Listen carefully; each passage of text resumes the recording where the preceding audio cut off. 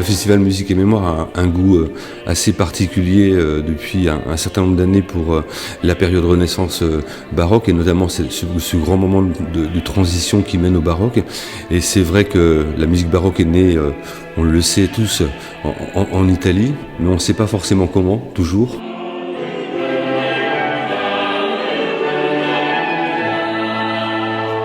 Et c'est tout à fait intéressant de montrer comment cette grande tradition polyphonique incarnée par Giovanni Gabrieli en l'occurrence s'est transmise vers Monteverdi et puis ensuite vers d'autres auteurs pour mener à la pensée baroque.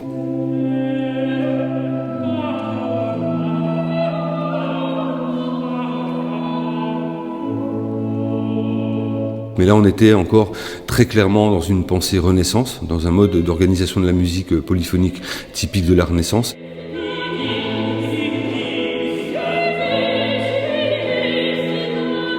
Et c'est vraiment une période qui nous passionne beaucoup à Musique et Mémoire. Et ce programme proposé par la Fenice était vraiment tout à fait adapté à cette ouverture.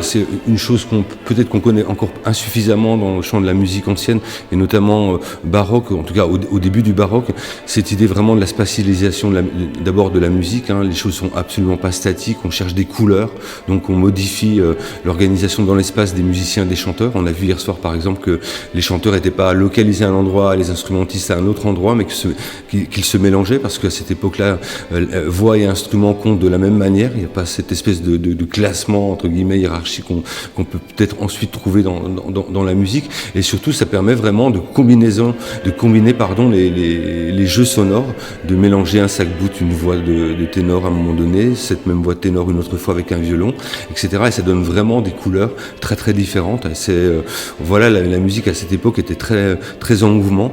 On osait beaucoup le mélange des sonorités, et je crois qu'on a beaucoup perdu de cela. On est peut-être encore beaucoup trop standardisé aujourd'hui, et il y a encore beaucoup à chercher. C'est vrai que Jean Tubéry a osé beaucoup de choses hier soir, et ça c'était tout à fait intéressant.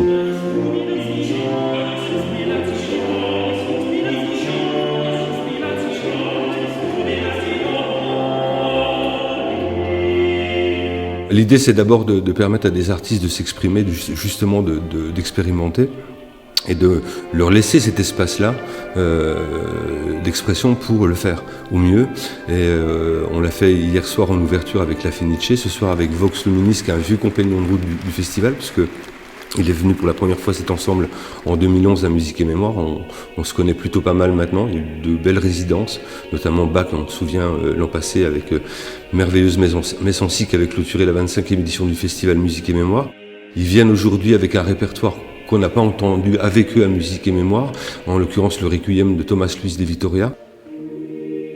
Cet ensemble a atteint aujourd'hui un degré de maturité absolument incroyable, et leur confier la réalisation de cette musique, c'est un vrai challenge, et ça promet d'être absolument magnifique. Donc voilà, le festival Musique et Mémoire, il est là aussi pour accompagner, aider, sentir le moment opportun pour faire certaines choses. Parfois, il faut attendre, même si l'envie est là.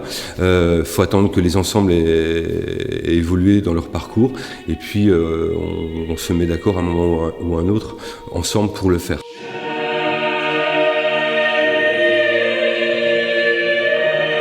Ce début de festival, il est vraiment dans cet esprit-là de l'ouverture, de l'expérimentation, de donner aux ensembles la chance, la possibilité de le faire.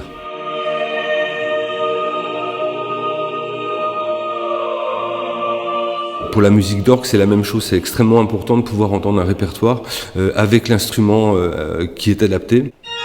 On a la chance d'avoir ici à Grand-Villard depuis 1 an maintenant un magnifique orgue espagnol, sans aucun compromis, avec un tempérament mésotonique, une composition très particulière, quelque chose qui est vraiment allé au bout d'une démarche. C'est un projet qui a été initié par Jean-Charles Blitzer et l'association Accorgue de Grand-Villard, et une réalisation de 2 facteurs d'orgue qui sont absolument magnifiques dans leur conception des choses, Christine Vetter et Joaquín Los Cabello. Quand on l'entend ou quand on le joue, on ne sait pas si on est à Grand-Villard sur un orgue neuf, construit comme un orgue espagnol, ou si on est en Espagne avec un orgue historique. Comme on voulait un instrument qui soit spécifiquement espagnol, sans compromis, vraiment très pur, je crois que c'est la meilleure démonstration On me l'a dit aussi pour l'enregistrement. Quand on écoute l'enregistrement, on ne sait pas si c'était enregistré sur un instrument du XVIIe, XVIe en Espagne ou ailleurs. Alors que quand on regarde la pochette, on voit que c'est un Grand Villard et que c'est un orgue neuf. Cet orgue possède vraiment toutes les qualités sonores des instruments historiques espagnols.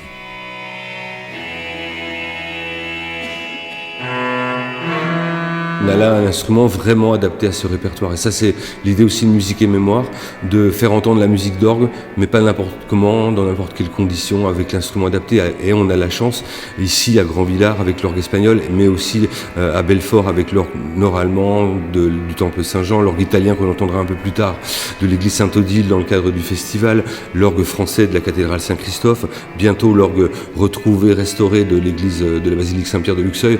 Voilà, donc ce sont des instruments qui permettent de défendre des répertoires adaptés, puisqu'il y a une grande école d'orgue européenne, mais il n'y a pas qu'un orgue européen, il y a une multitude d'orgues, d'esthétiques, selon les pays, et même à l'intérieur d'un pays, il y a plusieurs sortes d'esthétiques qui apparaissent au même moment, et donc on essaie à chaque fois de trouver les bonnes couleurs pour le répertoire, et ce soir évidemment, avec ce programme consacré à Correa da Roxo, c'est tout à fait l'instrument adapté pour ça. C'est tout simplement un prolongement de ce que nous avons fait l'année dernière pour les fêtes d'inauguration et les quelques concerts. Et là, grâce au Festival Musique et Mémoire, il y a un développement musicologique qui est très appréciable. La musique espagnole pour orgue, c'est vraiment une musique très particulière, qui n'est pas comparable du tout à l'école française. Là, le festival a souhaité un concert qui est consacré à Correa da Roxo, qui était un grand compositeur espagnol de la fin du XVIe, début du XVIIe. Ses pièces sont parues en 1626. C'est une musique qui est fondée sur une forme emblématique qui s'appelle le tiento.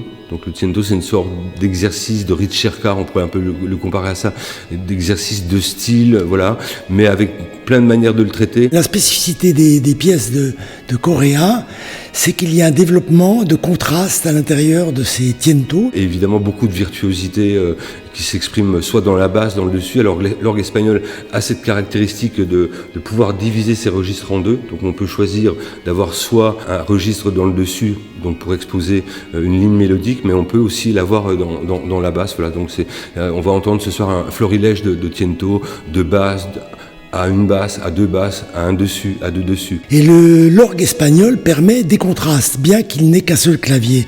Donc ces tientos restent polyphoniques, mais on peut faire ressortir des voix, soit la voix de basse ou des voix de dessus, deux voix de basse, deux voix de dessus à l'intérieur, grâce à la possibilité du clavier qui est coupé justement en deux, en basse et dessus, et qui permettent les contrastes sonores. Et c'est cette démonstration qu'on aura ce soir. Dans le grave, il aime beaucoup exploiter le grave du clavier, donc ça donne des effets assez saisissants. Il y a énormément de contrastes, de ruptures, de chocs harmoniques.